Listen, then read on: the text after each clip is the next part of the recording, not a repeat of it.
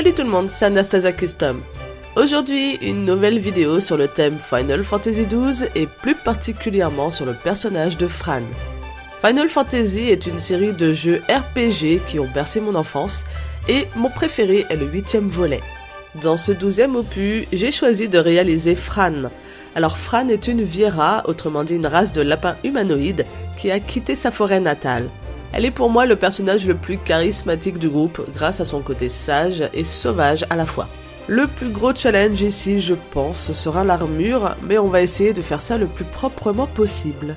Commençons déjà par préparer la base, et pour ça, j'ai choisi une poupée Monster High Claudine. Comme toujours, je coupe grossièrement les cheveux, et ici on va également retirer les oreilles.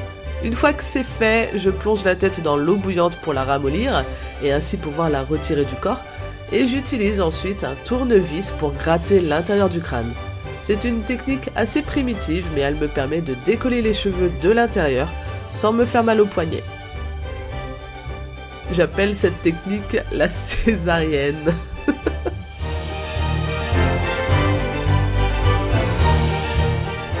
Ah, ça donne envie, hein. Pour le démaquillage, du coton et du pur acétone, un produit très mauvais pour l'environnement, pour pas changer, mais vous pouvez aussi utiliser du dissolvant à ongles sans acétone. Mais voilà, il faudra forcer un peu plus, et ça prendra un peu plus de temps.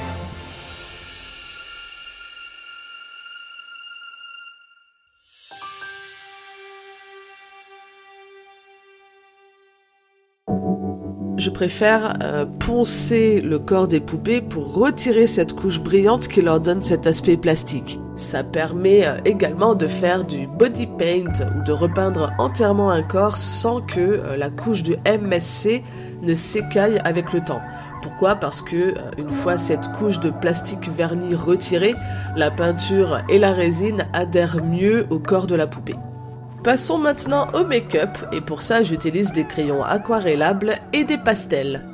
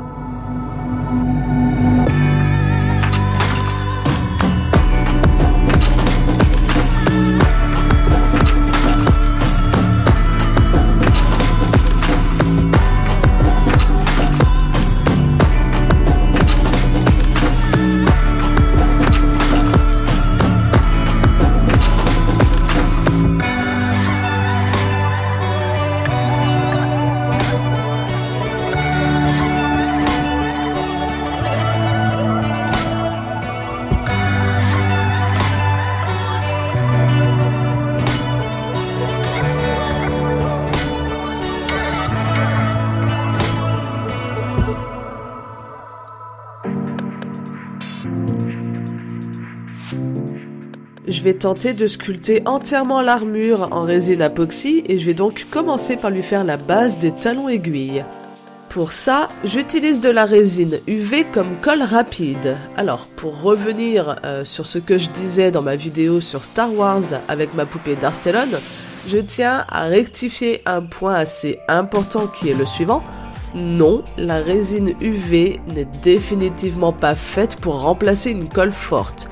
Je disais dans ma vidéo qu'on pouvait l'utiliser comme colle forte, mais après plusieurs tests, je me suis rendu compte qu'en fait, pas du tout, ça ne tient pas.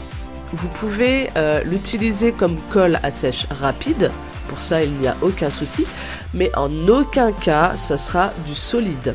Alors pourquoi je l'utilise, me direz-vous? Eh bien parce que mine de rien, ça reste pratique pour coller deux morceaux très rapidement, à la seule condition que ça ne serve que d'armature fragile, ayant pour but de construire quelque chose par-dessus de solide. Dans ce cas précis, je sculpte les chaussures par-dessus avec de la résine époxy. Alors les chaussures de Fran sont assez particulières déjà parce que ce ne sont pas des chaussures identiques, mais aussi parce que ce ne sont pas des chaussures entières. Elle est presque pieds nus, mais pas tout à fait. Je tente une nouvelle technique qui consiste à donner un effet dentelle sur l'armure, et pour ça, je vais tout simplement incruster un morceau de dentelle dans la résine encore fraîche. On appuie bien pour que ça prenne bien la forme, et on retire ensuite tout doucement pour ne pas arracher la résine. Comme elle n'est pas encore sèche, elle peut facilement s'accrocher à la dentelle et repartir avec. Mission accomplie, l'effet est juste génial, j'adore.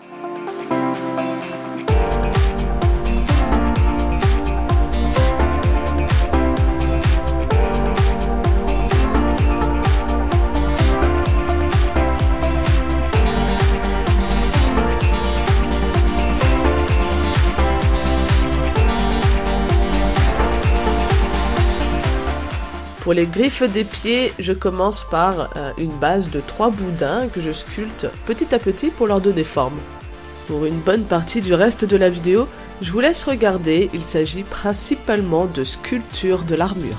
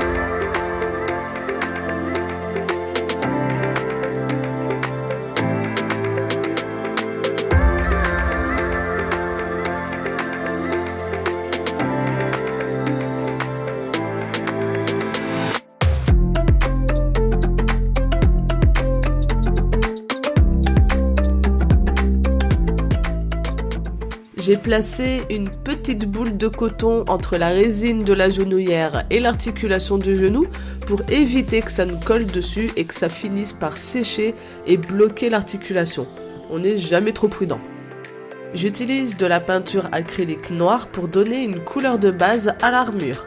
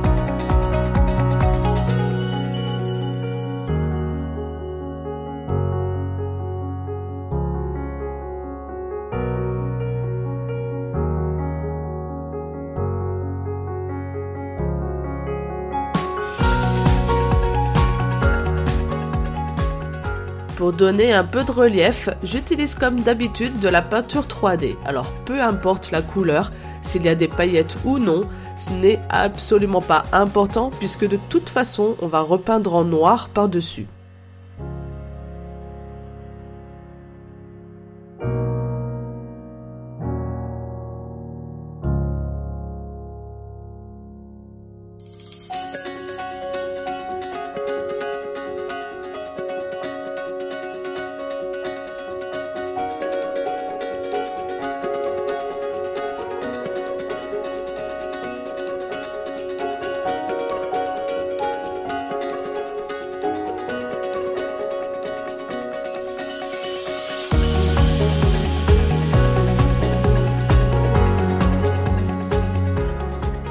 Fran a des morceaux d'armure au niveau des cuisses, mais comme c'est une poupée articulée, je ne peux pas me permettre de la faire en résine, d'une part parce que ça va limiter son jeu de jambes, mais aussi et surtout parce qu'elle risque de casser.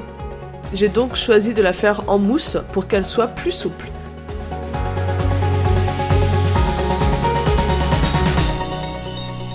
C'est une matière assez surprenante quand on ne connaît pas, et j'avoue qu'au début, je ne savais pas du tout comment l'utiliser.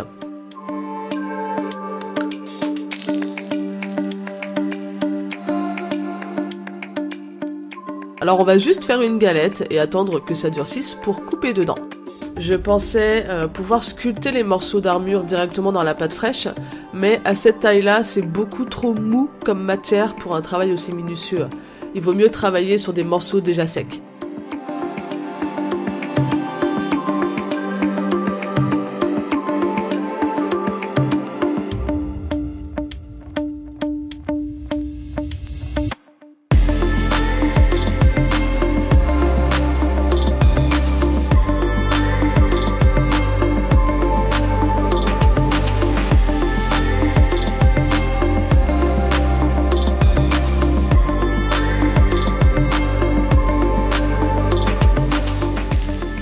Le résultat est vraiment pas mal, ça fait l'affaire.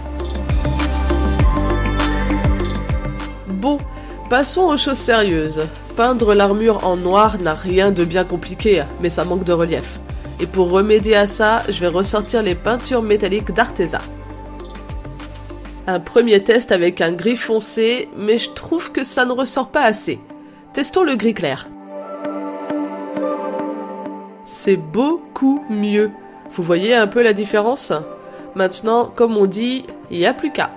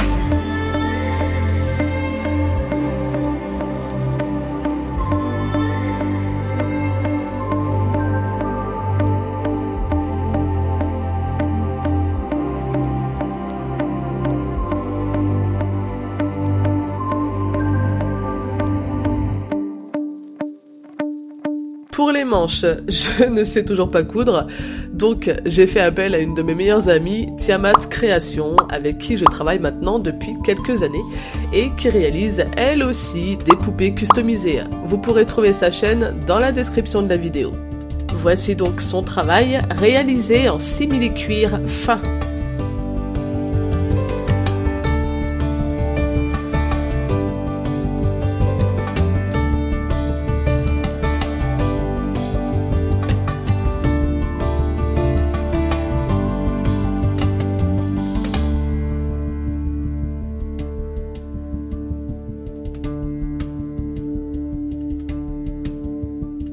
J'ai utilisé la même technique que l'armure pour les avant-bras.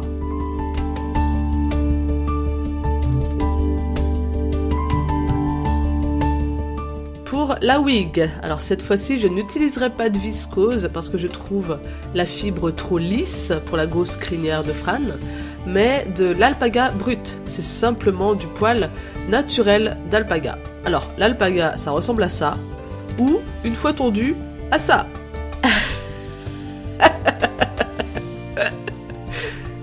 Revenons à nos moutons, pardon, à nos alpagas. Donc, pour la wig, on va couvrir la tête d'un sac plastique de congélation pour la fabrication de notre perruque. Pourquoi? Parce que comme ça, si la colle coule, ça évitera de tacher notre beau make-up. Et accessoirement, ça vous permet aussi de fabriquer des perruques amovibles. Une fois terminé, si vous placez une pointe de pâte à fixe au fond, vous pourrez mettre et retirer votre wig comme bon vous semble. J'utilise toujours du Mod Podge en guise de colle, mais n'importe quelle colle blanche peut faire l'affaire si elle n'est pas trop liquide. Pour tout dire, même si la colle est très liquide, la seule difficulté pour vous sera de faire tenir la fibre sur le plastique sans qu'elle ne glisse le temps de séchage. Bon, ça a l'air un peu chaotique vu comme ça, hein, avec toute cette colle partout, mais en réalité, toute la partie supérieure de la tête sera couverte par le casque en armure, donc... En soi, le plus important, c'est pas l'aspect esthétique, mais plutôt que ça tienne bien en place. Une fois que ça a bien séché, on va pouvoir retirer le sac.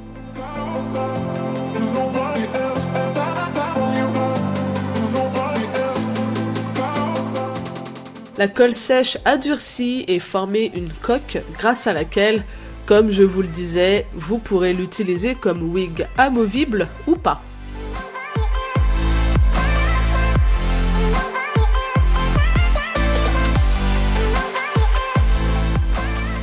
Pour la queue de cheval, j'ai dû la faire séparément à cause d'un souci de longueur puisque les cheveux de Fran tombent jusqu'au bas des cuisses. La fibre n'étant pas assez longue pour faire la wig en une seule fois, voici une autre technique assez primitive mais efficace qui consiste à attacher la fibre avec un élastique, à couper le bout et à coller l'ensemble directement sur la tête avec de la superglue, tout simplement. J'ai commencé à sculpter les oreilles de lapin avec de l'apoxysculpte. Alors je dois avouer que ça n'a pas été facile, mais après plusieurs tests, je crois que j'ai finalement trouvé la forme parfaite. On laisse sécher et en attendant, on s'occupe du casque. Tiamat Création m'avait conseillé de le faire en mousse, mais comme je tenais à ce que l'aspect soit vraiment identique au reste de l'armure, je me suis dit que le mieux était de rester sur la résine apoxysculpte.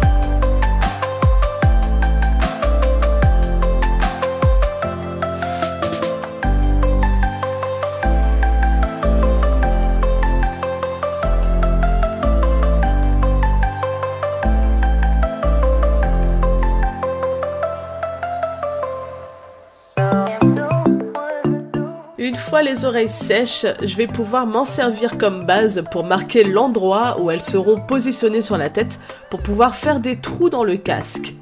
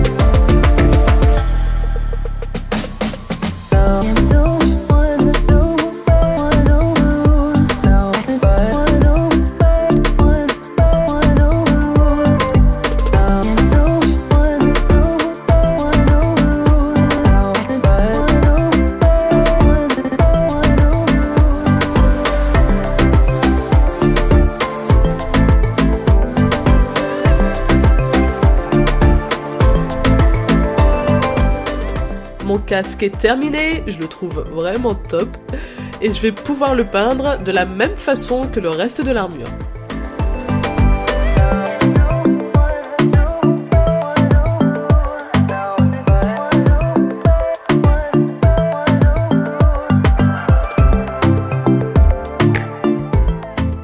Une fois entièrement peint, je trouve qu'il lui manque quelque chose. J'ai rajouté des ornements toujours en Apoxy Sculpt qu'on va repeindre ensuite.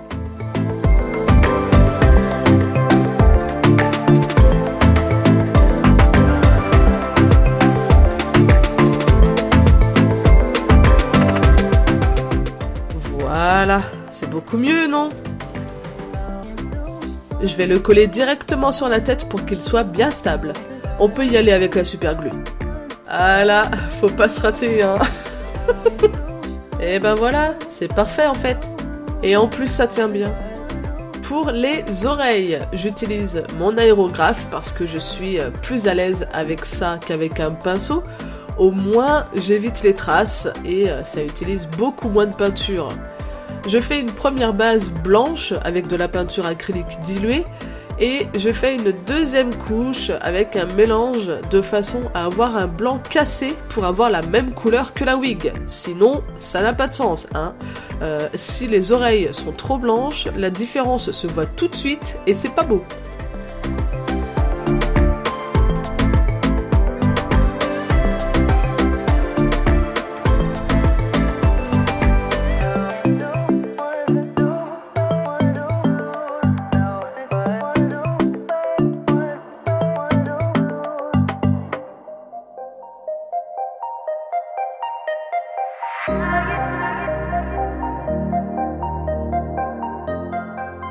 Une couche de MSC sur les oreilles et elles sont prêtes à être collées sur la tête dans les emplacements du casque. Comme elles font un certain poids, la super glue seule ne suffira pas, donc j'utilise de la colle néoprène qui est une colle faite en temps normal pour le bricolage, hein, donc autant dire que c'est du solide et qu'avec ça, les oreilles ne bougeront plus.